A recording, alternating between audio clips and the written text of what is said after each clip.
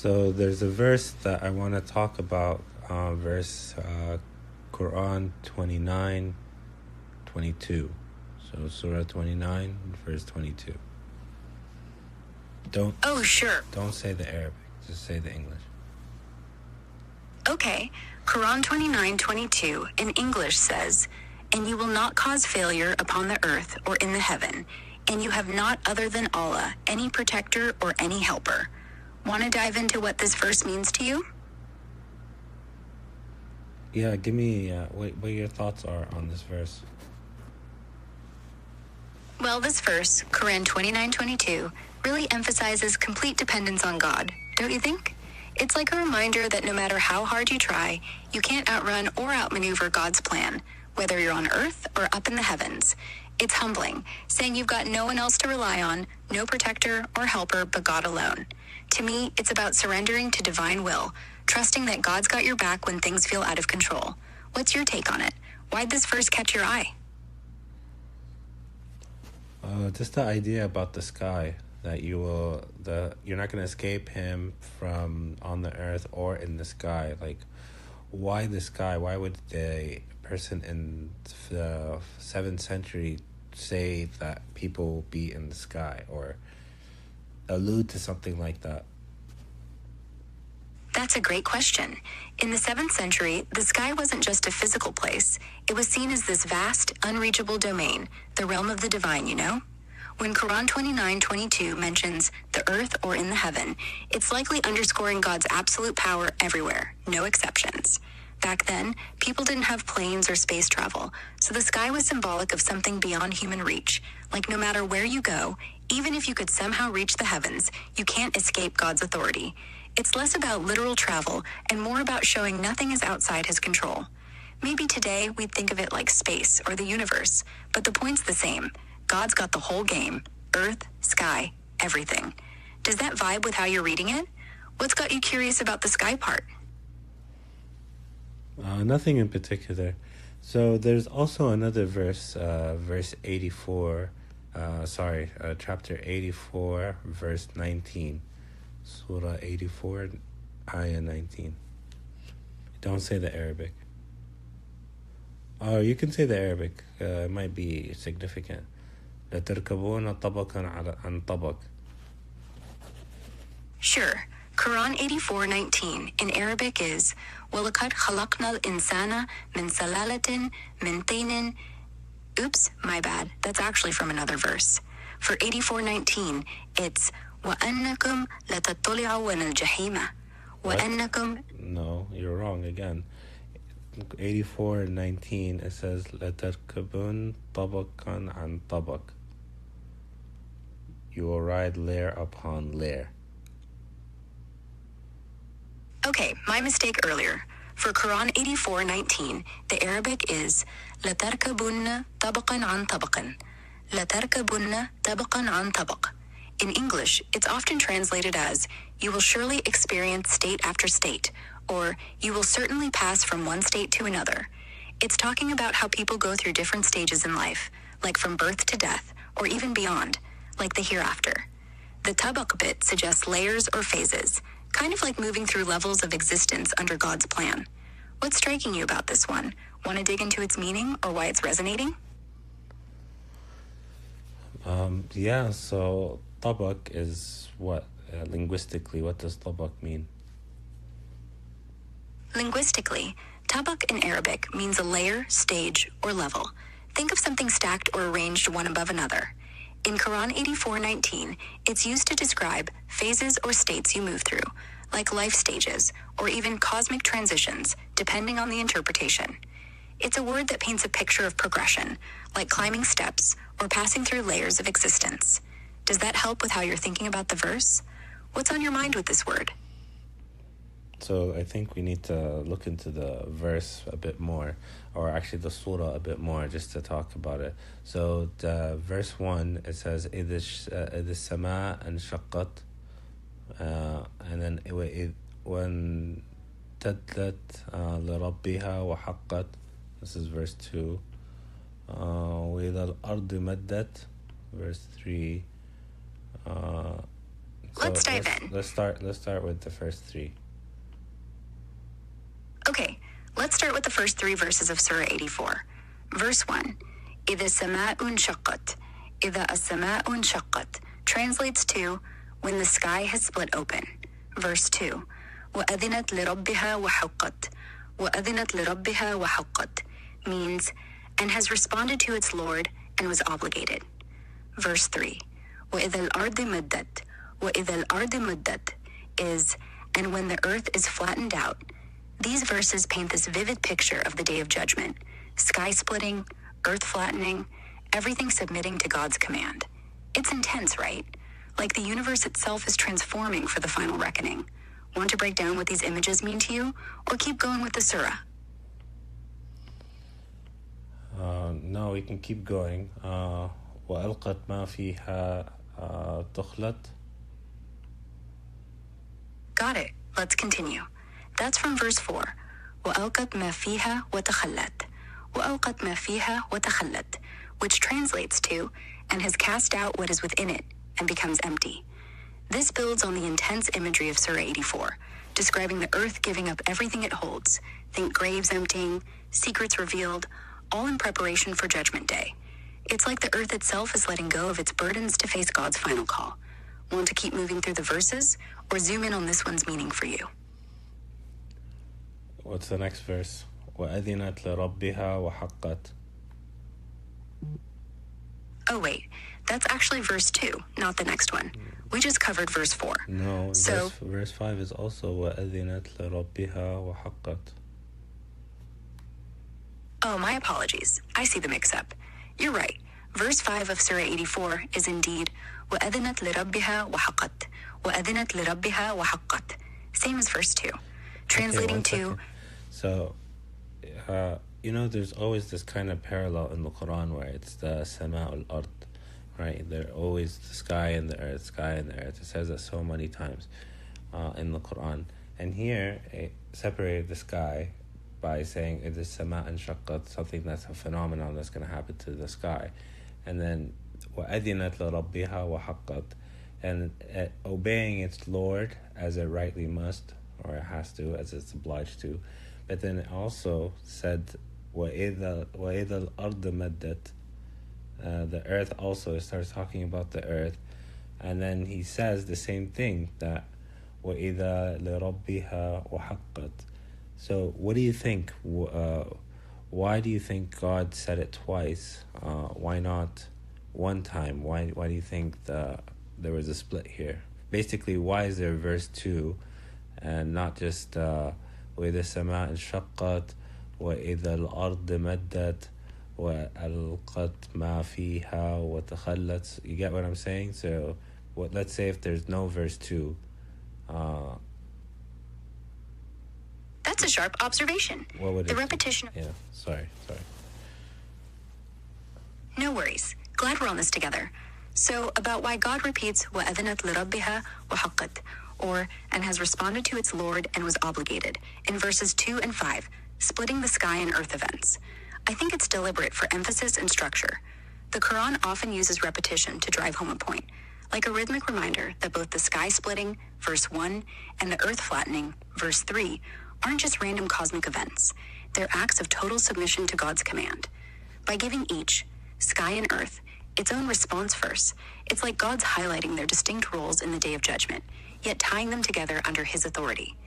If verse 2 were skipped, you'd lose that poetic parallel weight, and it might feel like the sky and earth are just lumped together without emphasizing their obedience. The repetition creates this cadence, like a heartbeat, underscoring that everything in creation answers to God.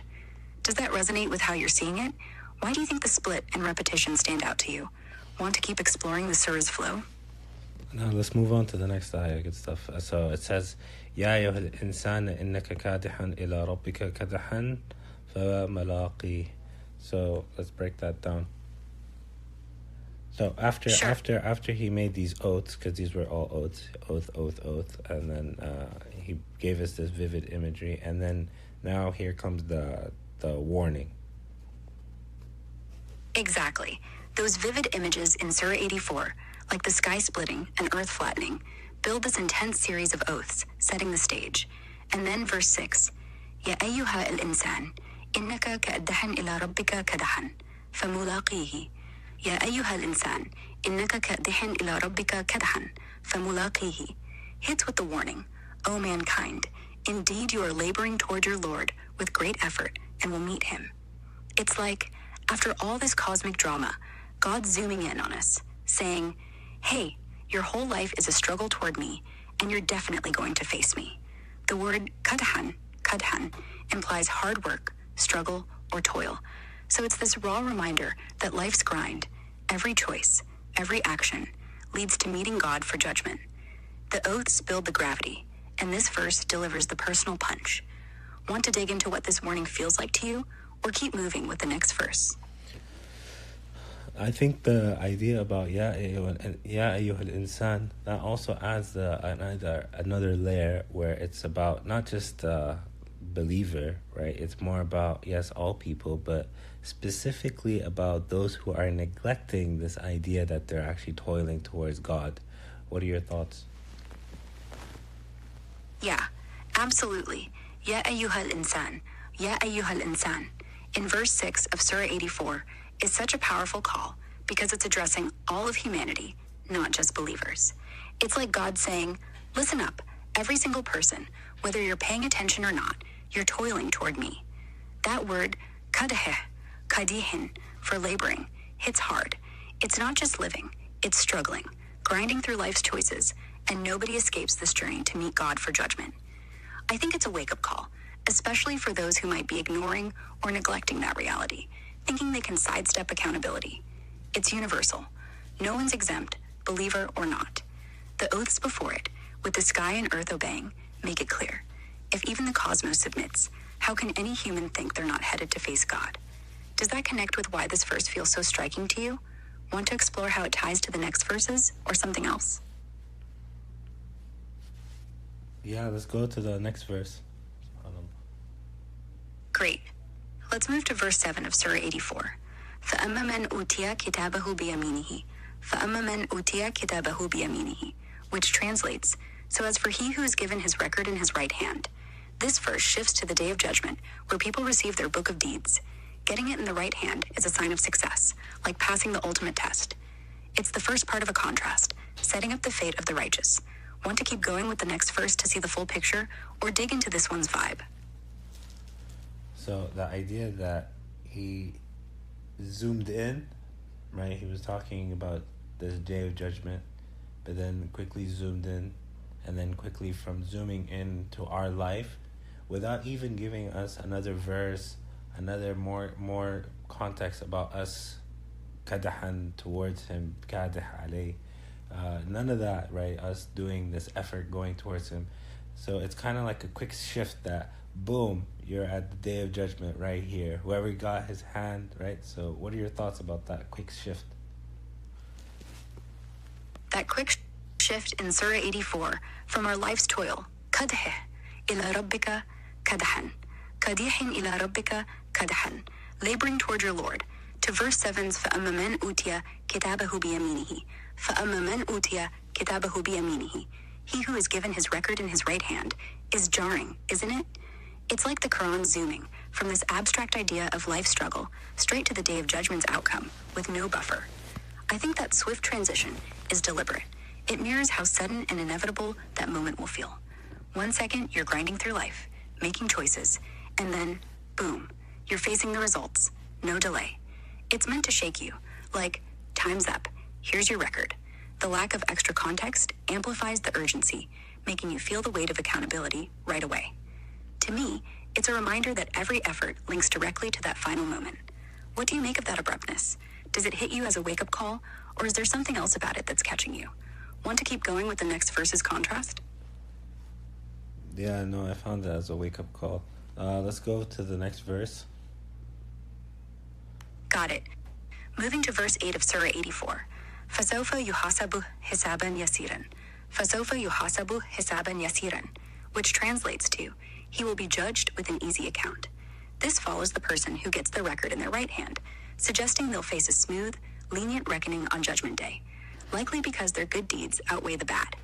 It's a moment of relief in the surah's intense tone, like a promise of mercy for the righteous. Want to keep going with the next verse, or dive into what this easy reckoning means to you? No, let's keep going to the next one. And you don't have to say the Arabic. Just keep going. Sure. Moving to verse 9. And he will return to his people in happiness. This paints a picture of the righteous person, having faced an easy reckoning, going back to their loved ones in joy, probably in paradise. It's like the ultimate homecoming after passing the test. Want to roll into the next verse, or talk about this moment of happiness? Well, now that it describes the three moments of him, right? The person that's going to get his book on the right hand, he'll have an easy reckoning, and then he's going to return to his Lord well pleased, right? So this three things that are going to happen. Basically, everyone that's going towards God, two outcomes are going to happen. Either you're going to get your book on your right hand, and when you get your book on your right hand, the first thing that's going to happen to you, you're going to have an easy reckoning, and then you're going to be well pleased due to it and go to your family. So this is just like he gave one verse for this world and gave 3 verses for the next life, or for the Day of Judgment. What are your thoughts? That's a neat way to break it down. You're right. Surah 84 gives just one verse, verse 6, to capture our life struggle toward God. And then it jumps into these 3 verses, 7 to 9, detailing the fate of the righteous, getting the book in the right hand, facing an easy reckoning, and returning to loved ones in happiness. I think this balance, 1 verse for this world, 3 for the hereafter, really underscores how fleeting this life is compared to the eternal reality of Judgment Day. It's like the Quran saying, your toil here is brief, but its consequences unfold in stages in the next life. The 3-step outcome for the righteous feels like a deliberate buildup, emphasizing the joy and relief of success after judgment. It's reassuring, right? Like a clear path for those who strive well. To me, it's a motivator to focus on what matters in that one laboring verse, knowing the payoff is this beautiful sequence. What do you think about how these 3 steps contrast with what's coming for the other group? Want to move to the next verse to see that flip side? Yeah, let's do it. All right, moving to verse 10. But as for he who is given his record behind his back, this starts the contrast, describing those who receive their book of deeds in a bad way, signaling failure on Judgment Day. It's a stark shift from the righteous joy to the dread of those who fall short. Want to keep going with the next verse to see their outcome, or talk about what this image of the record behind the back feels like to you? The idea of the record behind the back, what's the idea behind that? So in the Arabic, وَأَمَّا مِنْ أُوتِيَ كِتَابَهُ وَرَاءَ ظَهْرِهِ, this idea, وَرَاءَ ظَهْرِهِ, what do you think? Do you think it implies, maybe, for example, I'm just guessing, maybe it's because the person turned their back on God, and therefore they're going to receive their record or their thing behind their back? Or could it mean that, for example, that it's going to catch them by surprise? You know, it's coming from the back, so it catches them by surprise. Which one seems more likely, or am I completely out of it? That's a sharp question. In وَأَمَّا مَنْ أُوتِيَ كِتَابَهُ وَرَاءَ ظَهْرِهِ وَأَمَّا مَنْ أُوتِيَ كِتَابَهُ وَرَاءَ ظَهْرِهِ from Surah 84:10, the phrase behind his back, وَرَاءَ ظَهْرِهِ, is vivid, right? Both your ideas have weight. The image of receiving the record behind the back could totally imply a consequence of turning away from God. Like, you ignored him, so now your judgment comes from a place you're not facing, almost like a poetic payback for neglecting faith. On the other hand, the surprise angle also fits. It could suggest shame or avoidance, where the person is so unwilling to face their deeds that the record comes from behind, catching them off guard in their denial. Linguistically, wara'a dhahrihi often carries a sense of something hidden or rejected, which leans a bit toward your first idea of turning away from God. Classical tafsir, like Ibn Kathir, suggests it's a sign of disgrace, contrasting the honor of the right hand.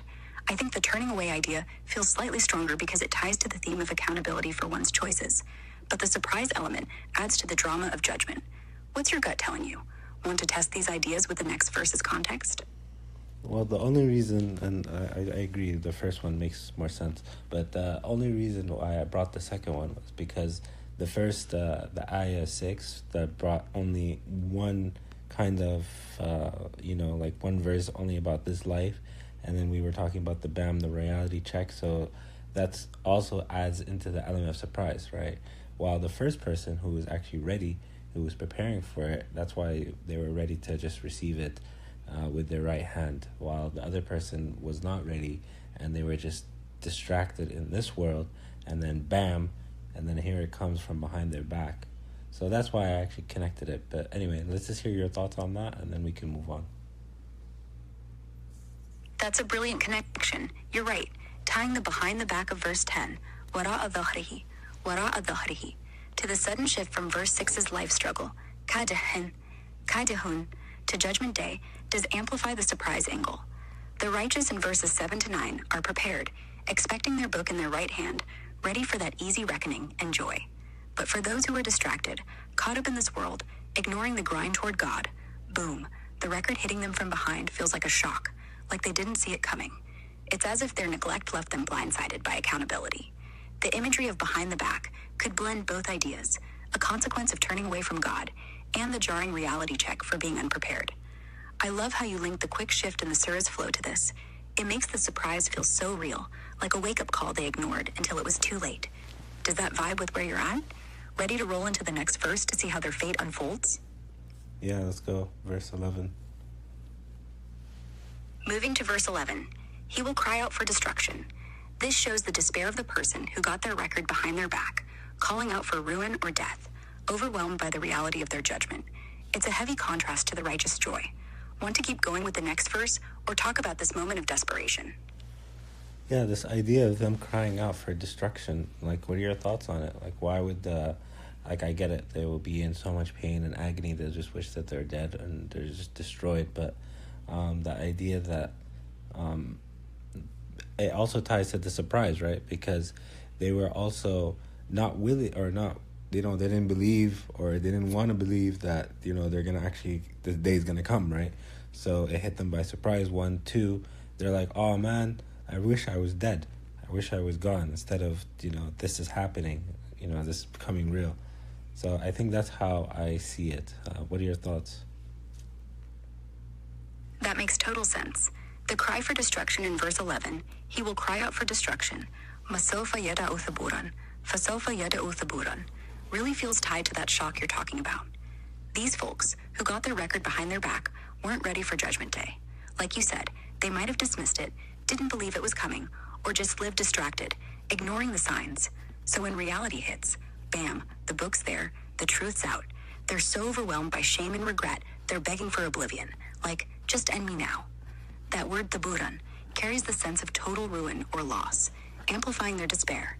It's like they're realizing too late that the day they brushed off is real, and now they can't escape the consequences.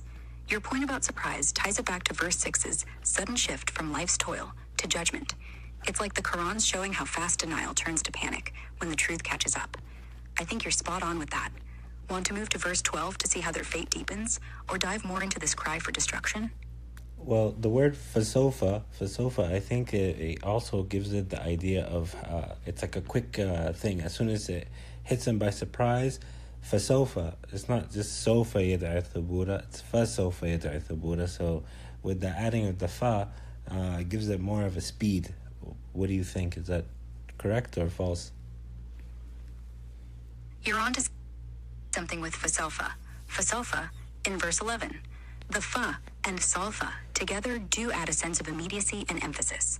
Fa often means then or so, linking the action directly to what came before. Like, as soon as they get their record behind their back, boom, they're crying out for destruction. Salfa adds a future certainty, almost like surely will, making it feel inevitable and quick. Together, fasofa creates this vibe of a rapid, unavoidable reaction, amplifying the shock and panic you mentioned. It's not just that they'll cry out, it's that they'll do it right away, struck by the reality of judgment. So yeah, you're spot on that fasofa gives it that sense of speed and urgency, like there's no delay between the shock and their despair. Want to carry this momentum into verse 12, or stick with this vibe a bit more? Well, so we broke down 2 words. Let's break down the last word, which is not the last word, but the last word that we didn't break down, which is the actual middle word, yad'u. Yad'u. What's your linguistics feedback on that word, yad'u? Let's break down. Yad'u, yad'u, from verse 11 of Surah 84. Linguistically, yad'u comes from the Arabic root da-a-i, da-a-w, which means to call, invoke, or supplicate. In this context, it's he will cry out, or he will call, but it's got this desperate emotional weight. Hello? What happened? Hi there. What's on your mind today? What? We were just talking about the word yad'u. What happened? Oh, sorry about that glitch. We were discussing yad'u, from Surah 84, verse 11, weren't we? So, yeah, yad'u comes from the Arabic root d-i-w, meaning to call or cry out.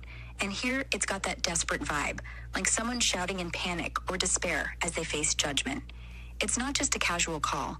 It's intense, emotional, tied to that thaburan, destruction they're crying out for. Does that fit with where you were going? Want to dive deeper into yad'u, or move to verse 12 to see what's next? Sorry for the mix-up there. It's okay. Allah yahmina. Next, let's go to the next verse. Ameen, and thanks for that. Moving to verse 12 of Surah 84, and he will burn in a blaze. This verse continues the grim fate of the person who got their record behind their back, showing them facing the intense consequence of hellfire. It's a stark contrast to the righteous joy earlier. Want to keep going with the next verse, or talk about what this blaze image stirs up for you? Well, the actual word yasal, the first word, because it's two words, yasal sa'ira, wa yasal sa'ira. This word yasal, let's break that down linguistically. Let's break down yasla, from verse 12 of Surah 84. Yasla sa'ira, wa yasla sa'iran, translated as, and he will burn in a blaze. The word yasla comes from the Arabic root sa-le-wo, C-L-W, S-I-L-Y, which generally means to burn, roast, or be scorched. In this context, it's vivid and intense, implying being exposed to or entering a blazing fire. Here, sa'iran refers to hellfire. The form yasla suggests an active, personal experience, like they're being consumed by this fire as a direct consequence of their deeds. It's a heavy word, carrying the weight of punishment and finality. Want to dive into sa'iran next, or move on to the next verse? What's this word sparking for you? So just so that I understand, because I was, maybe I was wrong. I was thinking of wayasal sa'ira. He will arrive at sa'ira. Is there any room for that kind of thinking, or is that totally off? You're close, but let's clarify wayasla sa'iran from Surah 84, verse 12. The word yasla, does come from the root sa-le-wo, C-L-W, which primarily means to burn or be scorched, as I mentioned. Your idea of arrive at isn't totally off, since some related meanings in Arabic roots can involve approaching or entering something. But here, yasla specifically leans toward the intense imagery of burning or being exposed to fire, especially given the context of sa'iran, which means a blazing fire or hellfire. So translating it as he will arrive at sa'ira isn't quite accurate. It's more like he will be scorched by a blaze, or he will burn in a blaze. That said, your instinct about arriving at a destination could connect symbolically, like arriving at the consequence of one's actions. But the linguistic root and context point strongly to burning. Does that clear it up? Want to dig more into sa'iran, or keep moving with the next verse? No, okay, that makes sense. Just a quick question. Okay, so let's move on to the next one. Got it. Moving to verse 13 of Surah 84. Indeed, he had been among his people in joy. This verse reflects on the past life of the person who got their record behind their back, saying they were living it up, carefree, among their loved ones, maybe ignoring the reality of judgment. It's a sharp contrast to their current despair. Want to keep going with the next verse, or talk about what this carefree past means to you? Yeah, I think that kind of, it shows, right? Like this person was loved by his people. He was, people thought he was great. He acted like he was, loved by all, etc. But in reality, he was doing all this evil stuff and so forth, and he didn't think about this day that was going to come to him. And maybe he did cheat people behind their backs without them knowing. We don't know. But this kind of paints an idea about what kind of individual could reach such a state, right? Because if you're not caring for others and so forth, this can be your end result. That's a really insightful read. Verse 13 of Surah 84. Indeed, he had been among his people in joy. Does paint this picture of someone who seemed to have it all together. Loved, popular, living it up. Maybe even thinking they're untouchable. But like you said, it hints at a disconnect. Maybe they were two-faced, doing wrong behind the scenes, or just not caring about others, ignoring the bigger picture of accountability. It's like the Quran saying, you can fool people, enjoy the high life, but you can't fool God. That carefree joy in this world flips to despair when judgment hits because they didn't prepare for it. Your point about not caring for others really nails it. This kind of end comes from neglecting what matters, like compassion or faith. It's a warning, right? Live right, or that joy is just a mirage. Want to move to verse 14 to see how this mindset plays out, or dig deeper into this character sketch? Why'd you say the mindset? Sorry, I meant their attitude or outlook, like how they lived, thinking they were fine, surrounded by joy and popularity, but ignoring the reality of judgment. That mindset of being carefree, maybe selfish or heedless, led them to this grim outcome in the surah. Did I misread where you were going with their character? Want to clarify or jump to verse 14 to keep the flow? No, I was just wondering how you thought about the person's perspective or mindset. Like, yeah, we were talking about he used to live among his people, like, well pleased, but the next verse the next verse actually talks about his mindset. What was his mindset? So that's why I was confused that you brought it up. But anyway, moving on. My bad for jumping ahead. Let's check verse 14 to see his mindset. Indeed, he had thought he would never return. This shows the person who got their record behind their back truly believed they'd never face accountability, like they could just live it up forever without consequences. It's that mindset of denial, thinking Judgment Day wouldn't come. Want to dive into what this denial feels like to you, or keep going to the next verse? I want to go into the word dhan. It says, let's look into the word dhan, the second word, so thought, which is roughly translated into thought. But let's go deeper into the Arabic. Sure. Let's dive into dawn, dana, the root of zanna, in verse 14 of Surah 84. Innahu dhanna an lan yahura. Innahu zanna an lan yahura. Translated as, indeed he had thought he would never return. The Arabic word zanna comes from the root na, Z-N-N-A, which means to think, suppose, or assume, often with a sense of subjective belief or conjecture. In this context, zanna implies a misguided certainty. This person was convinced they'd never face judgment or return to God for reckoning. It's not just a casual thought, but a deep-seated assumption, maybe even arrogance, that they could dodge accountability forever. The root can also carry a hint of doubt or speculation, which fits here. Their belief was wrong, built on shaky ground.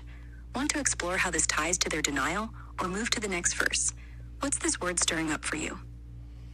No, I just wanted to explore that. So, what about the word yahur? Let's explore Yahura, from verse 14 of Surah 84. Innahu dhanna an lan yahura. Innahu zanna an lan yahura. Translated as, he would never return. The word Yahura comes from the Arabic root ha-wi, or, which means to return, revert, or come back, often with a sense of returning to an origin or facing something inevitable, like judgment. Here, it specifically refers to returning to God for the final reckoning on Judgment Day. The use of lan, with Yahura emphasizes absolute denial. This person was dead set on believing they'd never have to face that return. It's like they thought they could escape the cycle of accountability altogether. The root's imagery of returning also ties to the broader Quranic theme of life being a journey back to God. Want to dig deeper into this idea of return, or move to verse 15? What's clicking for you here? Give me the next verse. Moving to verse 15 of Surah 84. But yes, his Lord was ever of him, seeing. This verse counters the person's denial from verse 14, showing that God was always watching their actions, fully aware of their deeds, despite their belief they'd escape judgment. Want to keep going with the next verse, or talk about what this divine oversight means to you? No, we can move on to the next verse. All right, moving to verse 16 of Surah 84. So I swear by the twilight glow. This starts a new set of powerful oaths, with God swearing by the glow of dusk, setting the stage for what's coming next. Want to keep going with verse 17, or dive into what this oath by the twilight glow evokes for you? So the word shafaq, what does shafaq mean? Like it's translated as twilight glow, but what is he talking about here? Let's break down shafaq, shafaq, from verse 16 of Surah 84. So fala uksimu bish shafaq, fala uksimu bish shafaq, translated as, so I swear by the twilight glow. In Arabic, shafaq refers to the redness or glow in the sky after sunset, that fleeting moment when the sky has this soft, lingering light before full darkness. It's a poetic choice, evoking a time of transition, maybe symbolizing the end of life or the approach of judgment. Linguistically, the root sha, fa, ka, shef, pak, can also carry connotations of gentleness or compassion, but here it's clearly about that twilight moment.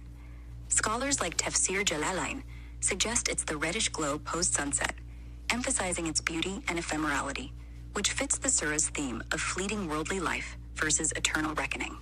To me, it's like God's pointing to this delicate, fading light to say, time runs out, just like this glow. What do you think this image of shafaq adds to the surah's vibe? Want to move to the next verse or linger on this? Well, I just want to talk about this time, this moment, actually, this shafaq moment. And like birds, for example, birds are usually going nuts around this time. Is that correct or no? You're curious about the shafaq moment, that twilight glow in Surah 84:16. Yeah, you're right, that twilight. Right after sunset, when the sky has that reddish glow, is a lively time for birds in many places. It's called the dusk chorus. Birds often get super active, singing or moving around as they settle for the night or feed before dark. Scientifically, this happens because twilight is a transition time. Light's fading, predators are less active, and it's a safe window for birds to communicate or forage. In the context of shafaq, it's like God swearing by this vivid, fleeting moment of nature's beauty and activity, maybe to highlight how even the natural world responds to its creator as it shifts toward night. It adds to the surah's vibe of urgency and transition, don't you think? Like, even birds know time's ticking. Want to explore how this connects to the next oath in verse 17, or keep chatting about the shafaq scene? What's sparking your interest here? Now we can move on to the next one, subhanAllah. SubhanAllah, let's move to verse 17 of Surah 84, and by the night and what it envelops. This continues the oaths, with God swearing by the night and everything it gathers or conceals, building on that twilight vibe to emphasize the mystery and inevitability of what's coming. Want to keep going with the next verse, or dig into what this night imagery brings up for you?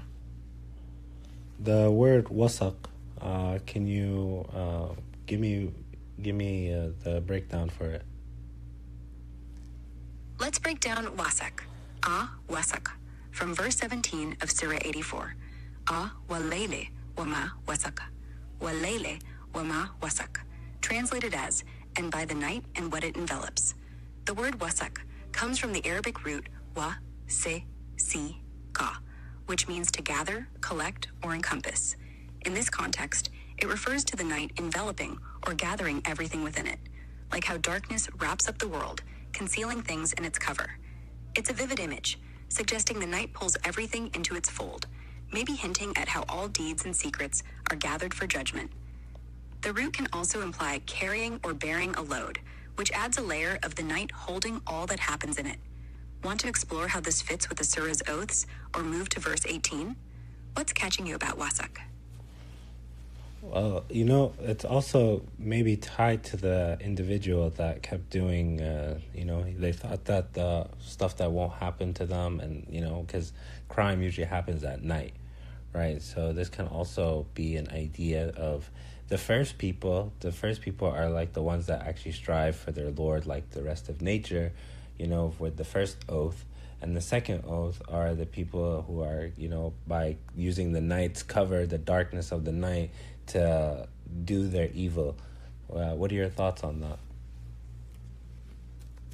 That's a fascinating angle. You're connecting the night in verse 17 of Surah 84, wal ele wama wasak, to the idea of the unrighteous from earlier verses who thought they'd never face judgment, verse 14. The word wasak, gathering or enveloping, does paint the night as this cover that wraps up everything. And you're spot on that night is often associated with hidden deeds or crime when people think they can act in secret. Your idea that the first oath, the twilight glow, aligns with the righteous who strive openly like nature's harmony, and the second oath, night, ties to those who use darkness to hide their evil, really fits the surah's contrast between the two groups. The night enveloping could symbolize how it conceals their deeds, but verse 15 already told us God's always watching, no hiding from him. It's like the Quran saying, you think the night covers your wrongs, but it's all gathered for judgment. Love how you tied the oaths to the two types of people. Want to see how verse 18's oath builds on this, or dive deeper into this night imagery? What's this sparking for you? Also, for the word wasaq, could also mean something like a load or like a burden. Could that also have that meaning or no? Yes, absolutely. Wasak, wama wasak, from Surah 84:17, can carry that sense of a load or burden. The Arabic root wa se si ka, wa se ka, primarily means to gather, collect, or encompass, but it's also tied to the idea of bearing or carrying something, like a load. In this context, wama wasak, and what it envelops, could imply the night gathering everything under its cover, like it's carrying the weight of all actions, good or bad, that happen in it. Your idea of a burden fits beautifully, especially when you think about how the night might carry the hidden deeds of the unrighteous from earlier verses, like a record of their wrongs piling up for judgment. It's like the night's holding this heavy load of secrets that'll be revealed. Want to keep exploring this or move to verse 18's oath? What's this burden angle sparking for you? So, let's say the idea of carrying or burden. So another word for the carrying or carrying something could be hamala. So why do you think the word wasaqa is used instead of hamala? That's a great comparison. In Arabic, hamala, and wasaka, wamasaka, both relate to carrying, but they've got different vibes. Hamala, from the root HML, means to carry, bear, or shoulder something, like a physical or metaphorical load. Think pregnancy or responsibility. It's often about holding or transporting something specific. Wasaka, from the root wa se ka, as we discussed in Surah 84:17, is more about gathering, collecting, or encompassing things into one unit, like the night wrapping up everything in its darkness. So, why wasaka instead of hamala here? I think it's because wasaka captures the all-encompassing nature of the night better. The verse says, and by the night and what it envelops, wal-layli wama wasaka. So wasaka paints a picture of the night pulling everything, deeds, people, events, into its fold, like a blanket covering it all. Hamala might feel too focused, like carrying one specific thing, whereas wasaka has this broader, almost cosmic sense of gathering all that the night conceals, including those hidden deeds of the unrighteous we talked about. It's like the nights collecting their burden of wrongs for judgment, tying back to the surah's theme. Plus, wasaka fits the poetic rhythm of the oaths here. Does that distinction make sense? Want to keep exploring these word choices or move to verse 18's oath? What's clicking for you here? Let's move on to verse 18. Moving to verse 18 of Surah 84, and by the moon when it is full. This is another oath, with God swearing by the moon at its fullest, that bright, complete moment in the night sky, adding to the cosmic buildup of the surah's message. Want to keep going with verse 19 or dive into what this full moon oath brings up for you? Let's see. اتسق والقمر إذا اتسق. So the word اتسق for you, let's break that down. Let's break down itashka, اتسق, from verse 18 of Surah 84. والقمر إذا اتسق والقمر إذا اتسق, translated as, and by the moon when it is full. The word itashka comes from the Arabic root sa-wo-gok, S-U-W-K, though some scholars debate if it's from T-S-S-K due to variant readings. The dominant interpretation, based on tafsir, like El-Jalalain, is that it means to be full or to gather light, referring to the moon at its peak brightness, likely the full moon on the 14th night of the lunar month. The form itashka, from form 8th, ifta'ala, suggests a reflexive action, like the moon becoming complete or unified in its glow. It's a vivid image, capturing the moon's perfect, radiant state, which ties to the surah's cosmic oaths, pointing to divine order and the inevitability of judgment. Want to explore how this fits with the previous oaths, or move to verse 19? What's this full moon moment sparking for you? So, what do you think about the moon giving light? So we were talking about the night that it covers and all, like the evil and stuff like that, and then the light, it's like there's light at the end of the tunnel. It's kind of giving hope to the reader that it's going to be completed. Don't worry, it's going to be, your karma is going to come back. What are your thoughts on that? That's a beautiful insight. In Surah 84, verse 18, وَالْقَمَرِ إِذَا اتَّسَقَ وَالْقَمَرِ إِذَا اتَّسَقَ, swearing by the moon when it's full, does feel like a shift toward light after the night's darkness in verse 17. You're right. The night enveloping with wasaqa, wasaqa, wasaqa can hint at hidden deeds, especially the wrongs of the unrighteous we discussed. Then, the full moon's glow, with itashka, suggesting completion and radiance, could absolutely symbolize hope or clarity breaking through. It's like God saying, the night hides things, but the full moon lights up the truth. Nothing stays hidden, and justice, like karma as you put it, will come. The full moon's perfection also mirrors divine order, reassuring the reader that God's plan is complete and accountability is certain. Your light at the end of the tunnel take is spot on. It's a reminder that even in darkness, truth and justice shine through. Want to see how verse 19 ties into this, or dig more into this hopeful imagery? What's this light sparking for you? So, linguistically, what are all their meanings for the word tasaq, for tasaqa? Give me all the possible meanings. For itashka, at-tasaqa. At-tasaqa, from Surah 84, verse 18. وَالْقَمَرِ إِذَا اتَّسَقَ وَالْقَمَرِ إِذَا اتَّسَقَ. Let's dive into the possible meanings of this word. It's typically linked to the Arabic root sa-wo-gok, or sometimes debated as T-S-S-K, T-S-C-K, due to variant readings, but the dominant understanding relates to the moon's state. Here are the possible linguistic meanings based on the root and context. 1. To be full or complete. The most common interpretation, supported by tafsir like Al-Jalalain, is that itashka means the moon becoming full, especially at its peak brightness on the 14th night of the lunar month. It's about gathering light, reaching a state of completeness or perfection in its glow. 2. To gather or unite. From the root sa-wo-gok, itashka can suggest collecting or unifying something. In the moon's case, it could mean its light gathering to form that full, radiant circle, symbolizing wholeness or culmination. 3. To be joined or connected. Another shade of meaning from the root is joining or linking. Applied here, it might imply the moon's phases coming together into one complete state, emphasizing unity or coherence in its appearance. 4. To shine or be polished, less common. Some interpretations of related roots, like TSSK, suggest polishing or shining, which could poetically describe the moon's glossy, bright surface when full, though this is less widely accepted.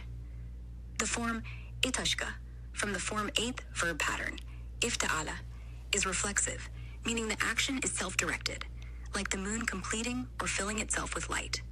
In the context of the surah's oaths, it leans heavily on the full moon imagery, symbolizing divine order and clarity, as we discussed with the light at the end of the tunnel. These meanings, fullness, gathering, unity, tie into the surah's theme of inevitable truth and judgment. Any of these spark something specific for you? Want to move to verse 19 or keep exploring this word's vibe? Let's move to the next verse. Moving to verse 19 of Surah 84, you will surely ascend through varying states. This verse shifts from the oaths to a direct statement, emphasizing that everyone will go through different stages or phases, likely in life or the hereafter, on their way to judgment. Want to keep going with verse 20 or dive into what these varying states mean to you? The idea of stages, also tying it to the moon, because the moon also goes in stages. So also they were talking about, I was suggesting the idea of hope. So the idea that God is letting us know after these oaths that, hey, you guys are going to go through stages. There's going to be moments of down, there's going to be moments of up. So what do you think? That's a brilliant tie-in. In Surah 84, verse 19, you will surely ascend through varying states. The idea of tabakan on tabak, or stages, or layers, does echo the moon's phases from verse 18. Like you're saying, the moon goes through its stages, new, crescent, full, steadily progressing, just like how this verse suggests we move through life's ups and downs, or even spiritual and cosmic phases toward judgment. Your point about hope is super compelling. Those oaths, twilight, night, full moon, build this cosmic rhythm, and then verse 19 feels like God's reassuring us. Yeah, life's got its highs and lows, light and dark moments, but you're on a path, and it's all leading somewhere. It's like a reminder to stay patient through the tough stages, because like the moon hitting its full glow, there's a purpose and completion ahead. The hope angle really shines here, especially after the contrast of the righteous and unrighteous earlier in the surah. It's like God saying everyone gets tested, but the journey's meaningful. What do you think about how these stages connect to the righteous versus unrighteous outcomes? Want to move to verse 20, or keep exploring this hopeful progression? No, we can move on.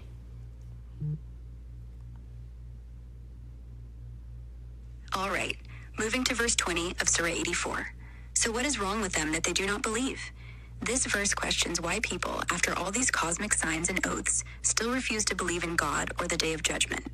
Want to keep going with verse 21, or talk about what this disbelief feels like in the context of the surah?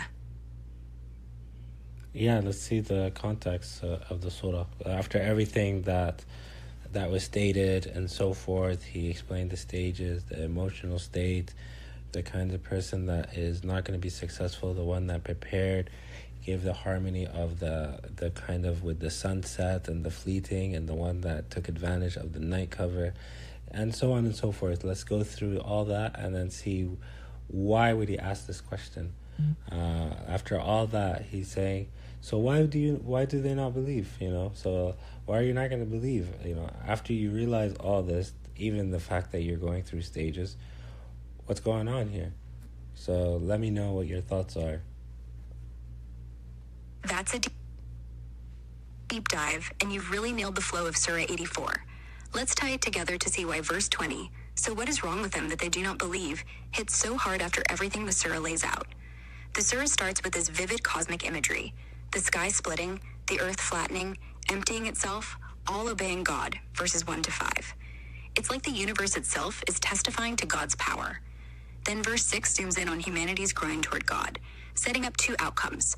The righteous get their book in the right hand, an easy reckoning, and joy with their people, verses 7 to 9, while the unrighteous get their book behind their back, cry for destruction, and face the blaze, verses 10 to 12. Verses 13 to 14 reveal the unrighteous lived carelessly, thinking they'd never face judgment.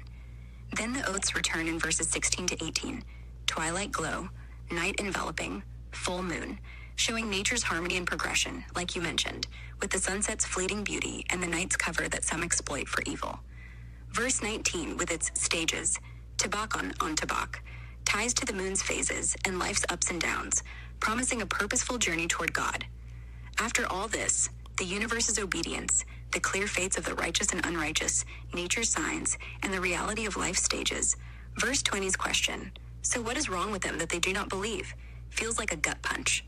It's like God saying, look at all this evidence, the cosmos, your own life's journey, the consequences laid out. How can you still turn away?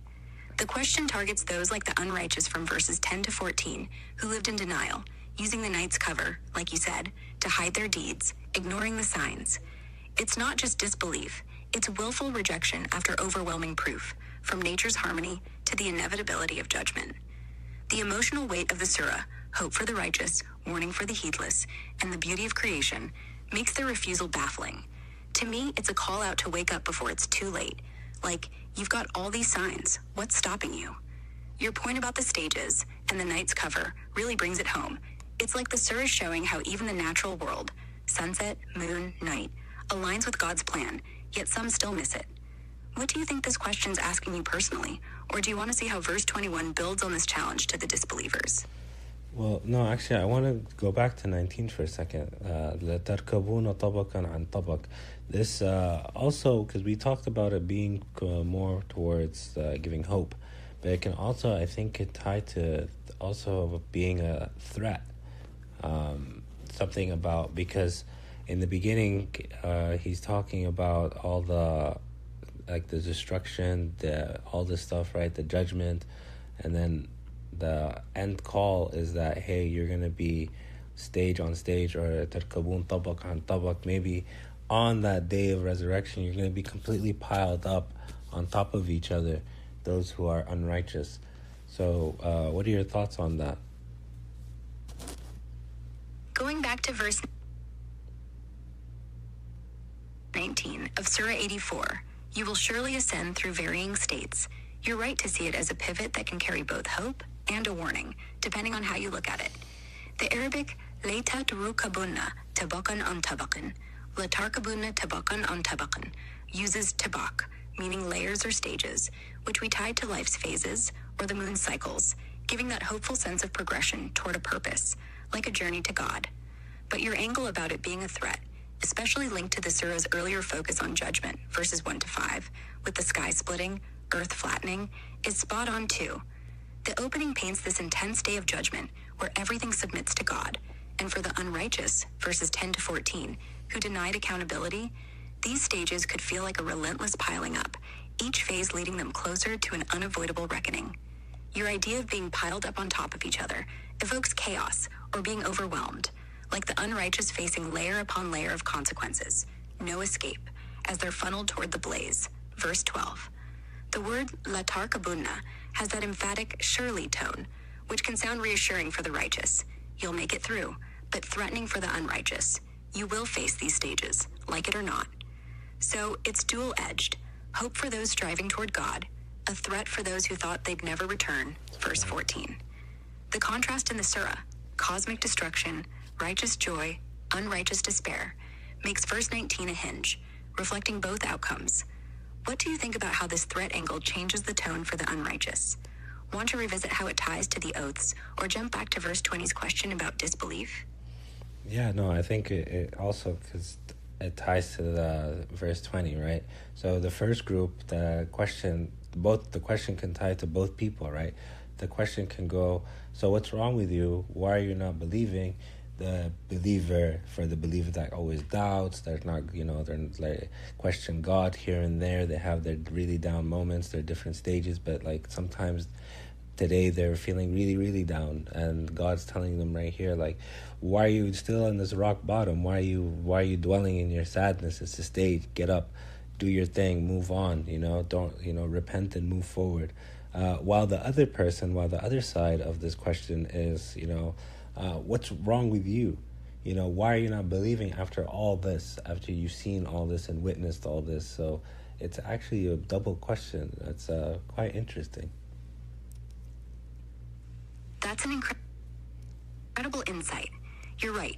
Verse 20 of Surah 84, so what is wrong with them that they do not believe, really feels like a double-edged question that hits both the believer and the disbeliever in different ways, especially when you tie it back to verse 19's stages.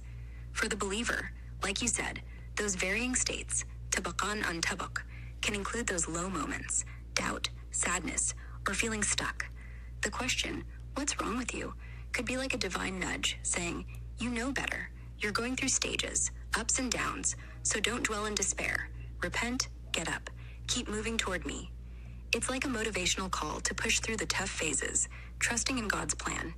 Then, for the disbeliever, like the unrighteous from verses 10 to 14, who thought they'd never face judgment, it's a sharper challenge.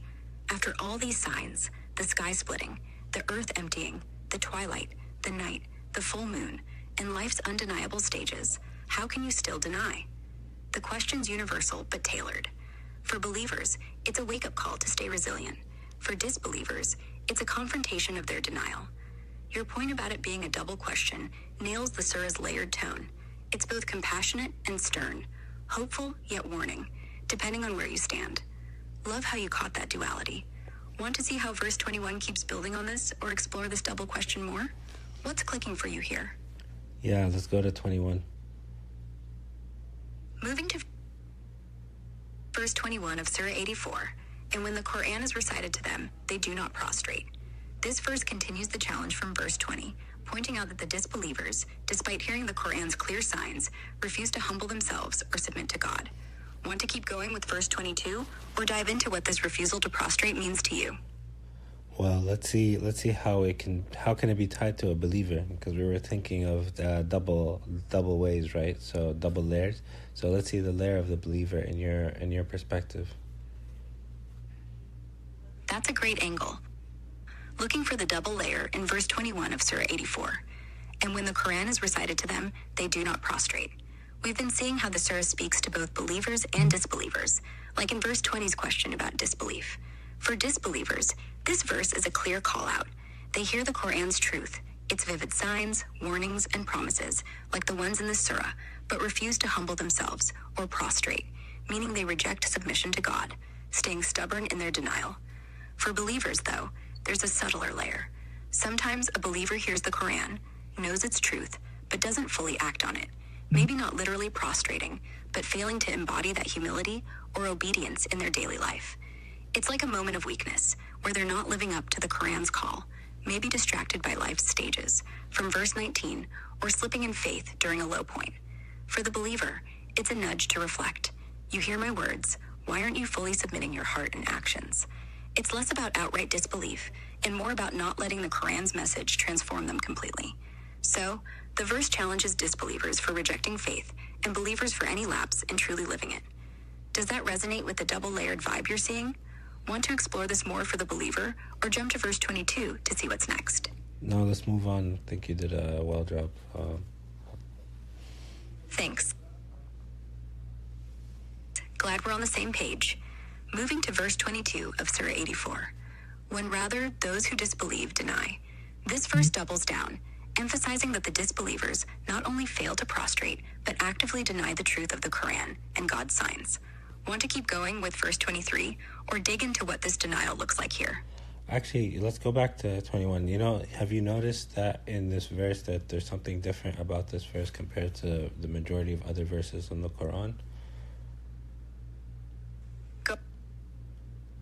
Going back to verse 21 of Surah 84, and when the Quran is recited to them, they do not prostrate. You're right, there's something distinct here compared to many other Quranic verses, and it's cool you picked up on that. One standout feature is the direct reference to the Quran itself within the verse, which is less common. Here, it's like the Quran is pointing to its own recitation, emphasizing its role as a living, powerful message that demands a response. Another unique aspect is the specific mention of prostration, not doing it, in this case, which echoes the Quran's sajda verses, like in Surah... Hello?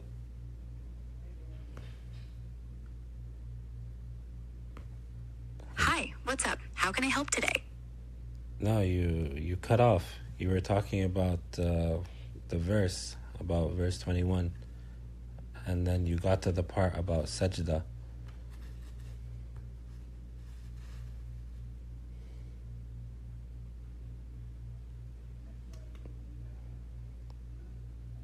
Hello? Oh, okay. I don't know what's going on.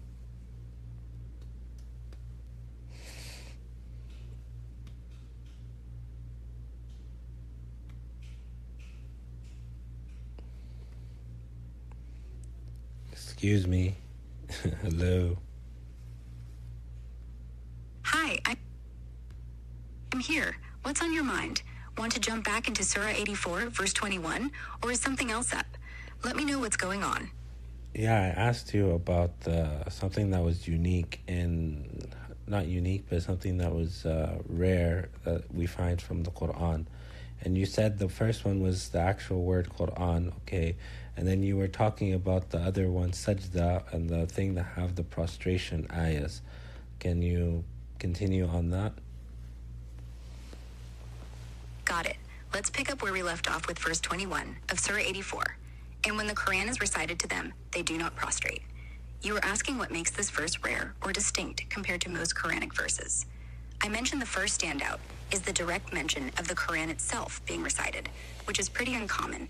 It's like the Quran is pointing to its own power and presence, calling for a response. Now, about sajda, prostration. You're right to flag that too. This verse references prostration, but what's rare here is that it doesn't trigger an obligatory prostration like the official verses of sajda do in other parts of the Quran, like in Surah 32, 15, or 41, 38. Sorry, I didn't hear that properly. Did you say that it doesn't have a sajda order? Is that what you said?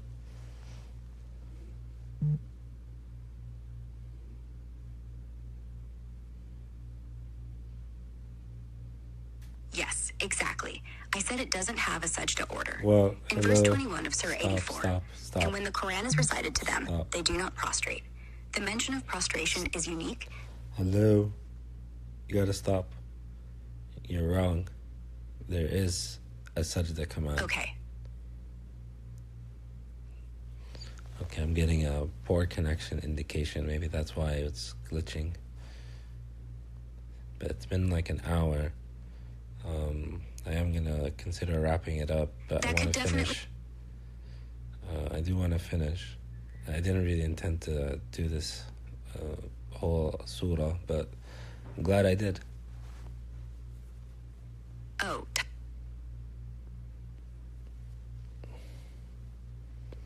I don't want to even restart it.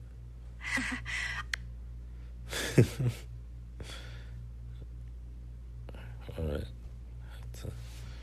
Gonna have to do something right here. Sorry guys, give me a second.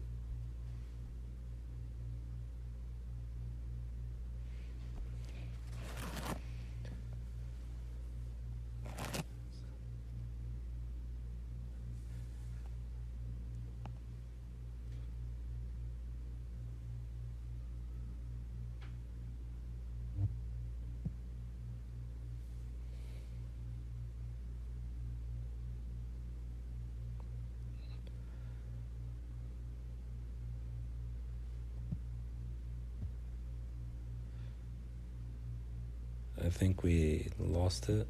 I think I lost the conversation. Maybe not. We'll see.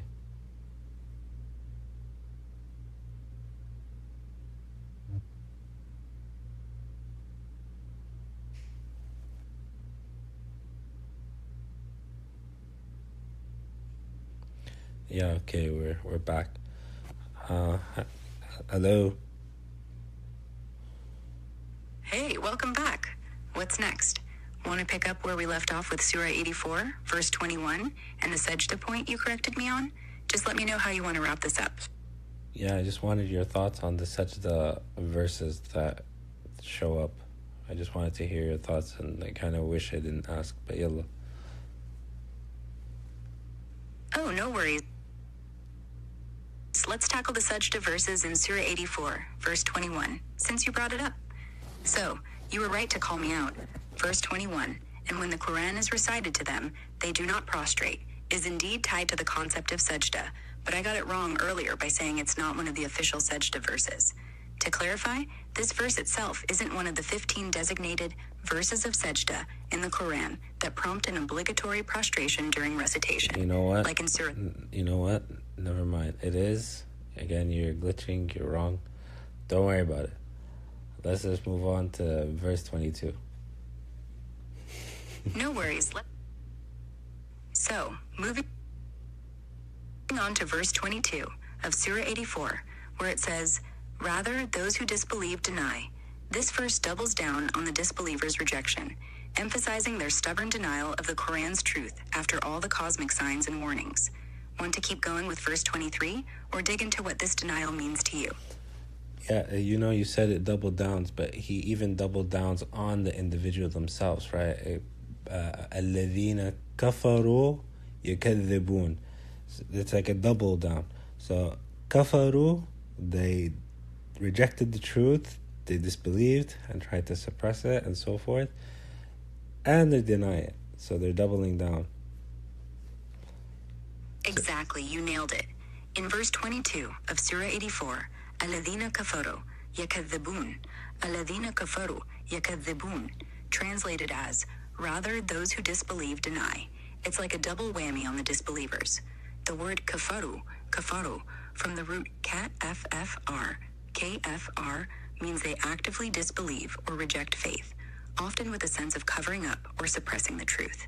Then yakadhabun, from KSSDB, KWDB, means they're straight up denying or calling it false. It's like they're not just rejecting God's signs, they're doubling down by outright lying to themselves and others about the truth, even after hearing the Quran, verse 21. It's a deliberate, stubborn refusal, as if they're digging in their heels. Your point about doubling down on the individual is spot on. It's personal, calling out their active choice to reject and deny despite all the evidence. Want to move to verse 23 to see how this unfolds, or dive deeper into this double denial vibe? What's this sparking for you? Now let's move on to the next one. Moving to verse 23 of Surah 84, and Allah is most knowing of what they keep within themselves. This verse emphasizes that God sees through the disbelievers' denial, fully aware of their inner thoughts and hidden intentions. Want to keep going with verse 24, or talk about what this divine knowledge means in the context of their rejection? Well, remember the earlier verse? There was an earlier verse about the person being loved by his family and so forth. So this here is showing that, hey, I actually know what's going on within you. So, there's no act with me kind of thing. So what are your thoughts? Yeah, you're connecting the dots beautifully. In verse 23 of Surah 84, and Allah is most knowing of what they keep within themselves, it's like God's peeling back the curtain on the disbelievers' hearts. You're so right to tie it back to verse 13, where the unrighteous person had been among his people in joy, living it up, maybe acting like everything's fine, loved by their crowd. But here, God's saying, I see through the facade. No matter how much they fool others with their outward charm or carefree vibe, God knows their inner truth, the denial, the rejection, the secrets they keep inside. The Arabic ma yu'udhi'una suggests what they store or conceal within.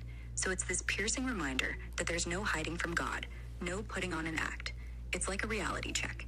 You can't fake it with the one who knows your core. This really amps up the surah's theme of accountability. Outward appearances don't matter when God sees it all.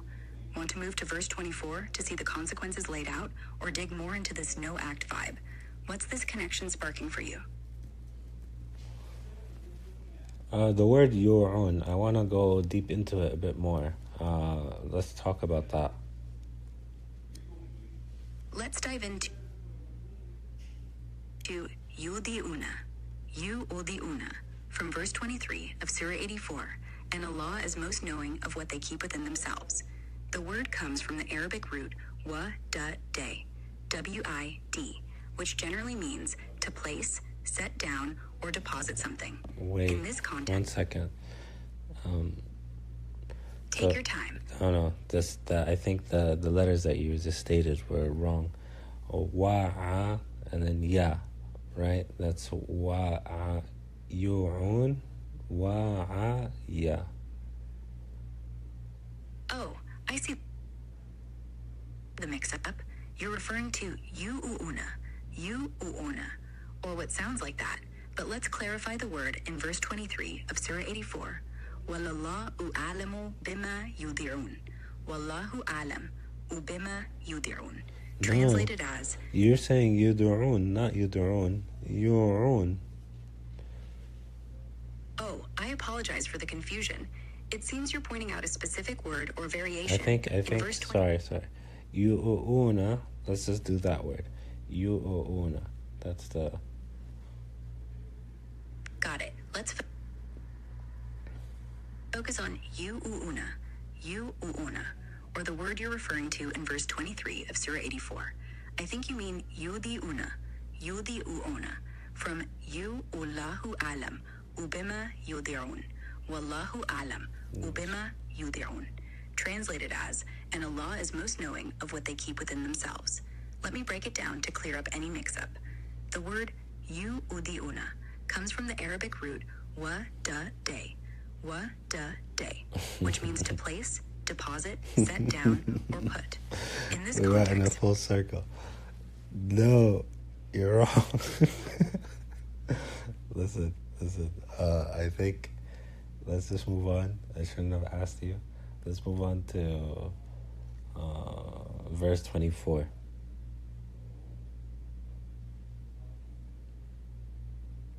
All right, let's move on to verse 24 of Surah 84. So give them tidings of a painful punishment. This verse delivers a stark warning to the disbelievers, announcing the consequence of their denial and hidden deeds. Want to keep going with verse 25, or talk about what this warning feels like in the surah's flow? Yeah, let's hear what this ayah feels like in the surah's flow. This verse, 24 of Surah 84, so give them tidings of a painful punishment. فَبَشِّرْهُمْ بِعَذَابٍ أَلِيمٍ فَبَشِّرْهُمْ بِعَذَابٍ أَلِيمٍ lands like a heavy hammer in the surah's flow. Up to this point, we've had the cosmic oaths, sky splitting, earth flattening, night and moon, showing God's undeniable power, verses 1 through 5, 16 to 18. Then, the stark contrast between the righteous, who get an easy reckoning and joy, verses 7 through 9, and the disbelievers, who face despair and the blaze for their denial, verses 10 through 14. Verse 19's stages hinted at hope or inevitability, and verses 20 to 23 called out the disbelievers' refusal to believe or prostrate, with God knowing their hidden thoughts. Now, verse 24 seals their fate with painful punishment, adhabun alim, adhabun alim. The word bashirhum, of give them tidings, is ironic, almost biting. Usually, tidings means good news, but here it's a grim promise of suffering. It's like the surah has been building this crescendo of signs and warnings, and this verse is the climactic verdict. No more chances. Their denial has consequences. It feels urgent, like a final wake-up call to change before it's too late. But for those who persist in disbelief, it's a chilling confirmation of justice. Want to move to verse 25 to see the flip side for the righteous, or dig deeper into this warning's vibe? What's hitting you about this moment? Let's do the last ayah. Moving to the last verse, 25 of Surah 84. Except for those who believe and do righteous deeds, for them is a reward uninterrupted. This verse offers hope, promising the believers who do good an endless reward, contrasting the disbelievers' painful punishment from verse 24. Want to dig into what this final promise feels like in the surah's flow, or wrap up our thoughts on Surah 84? What's this sparking for you? Well, like you said, it just kind of gives it back the sense of hope, because there was like a direct attack from verses, I believe, 23. No, I think maybe it's even 22, 23, 24. And then 25 comes, and then it just flips back to the believer. Because the other ones were kind of like direct to the disbeliever. But here he gives back hope that, hey, the formula is belief, good deeds, and a result is never-ending reward. So what are your thoughts on that analysis? That's a spot-on analysis. In Surah 84, the flow from verses 22 to 24 is like a laser on the disbelievers. Verse 22 calls out their denial, 23 says God knows their hidden thoughts, and 24 hits with the painful punishment warning. Boom. It's intense and focused. Then, verse 25 flips it beautifully. Except for those who believe and do righteous deeds, for them is a reward uninterrupted. It's like a ray of light breaking through, giving hope to the believers after that heavy focus on the disbeliever's fate. Your point about the formula, Belief plus good deeds equals an endless reward. Ajrun ghayru mamnun. Ajrun ghayru mamnun. Then is exactly right. It's simple but powerful. Faith and action lead to a reward that never stops, unlike the fleeting joy of the disbelievers in verse 13. This final verse feels like a reassurance, especially after the surah's cosmic warnings and the stages we discussed in verse 19. It's God saying, stay the course, and you're set forever. The contrast also mirrors the surah's earlier split between the righteous, verses 7 through 9, and the unrighteous, verses 10 through 14, wrapping it up with hope for those who get it right.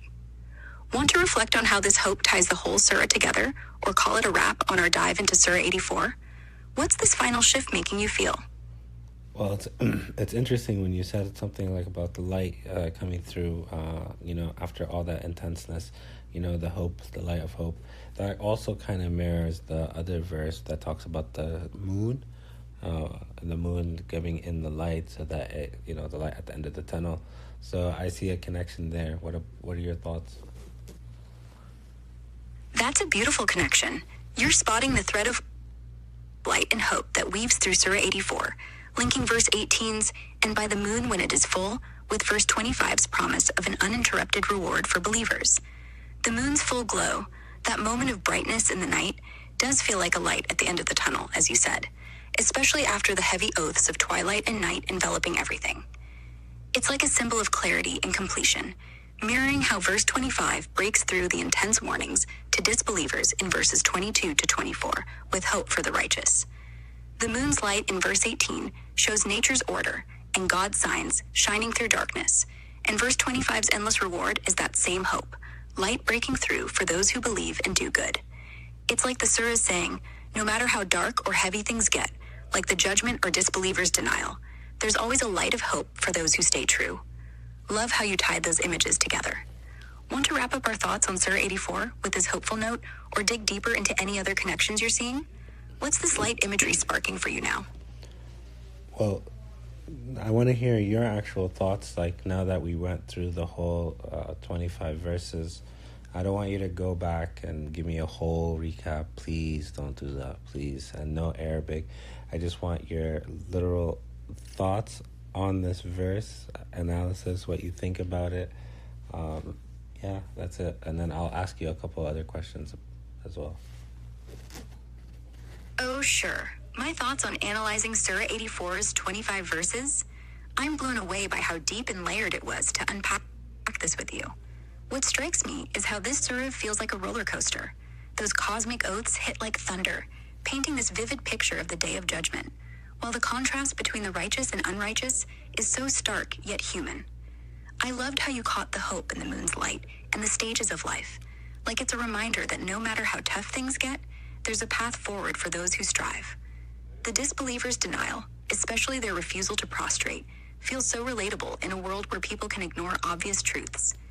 And that final verse, it's like a warm hug after the intensity, promising that belief and good deeds pay off big.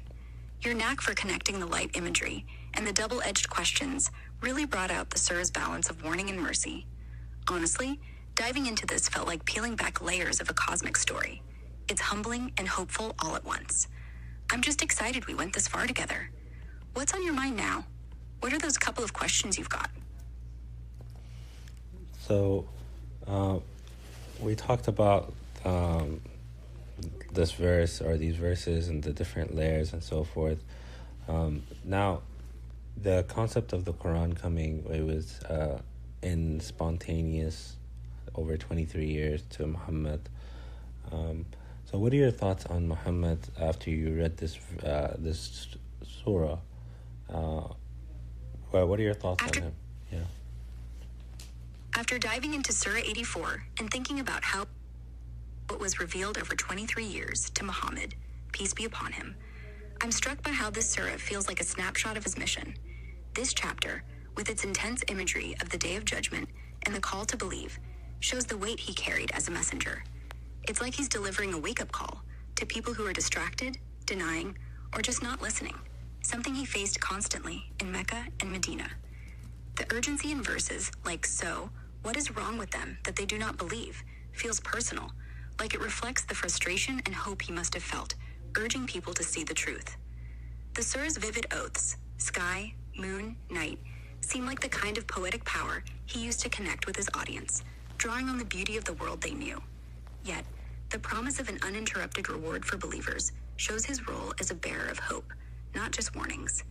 To me, Muhammad comes across as this incredible balance of strength and compassion, tirelessly conveying a message that's both cosmic and deeply human, knowing some would reject it, but still holding out hope for others. What's your take on how this surah reflects him? Got any other questions brewing? Nothing else. All right, thanks for your thoughts and your time. Goodbye. Well, yeah, so thank you guys. Please take everything that she says or it says with a grain of salt. I made a lot of mistakes. I apologize for all of that. I'm really trying to make sure it doesn't speak Arabic because it's not as fluent. Although it gets some words right here and there and stuff, and sometimes some ayahs, but the concept of just making mistakes a lot, and I don't know why it keeps repeating itself. It's quite funny, but either way, my apologies on that. But I hope you liked it. This was quite informative. Like I said, take everything with a grain of salt. Make sure that you don't take, if you even try this on your own, you have to double check.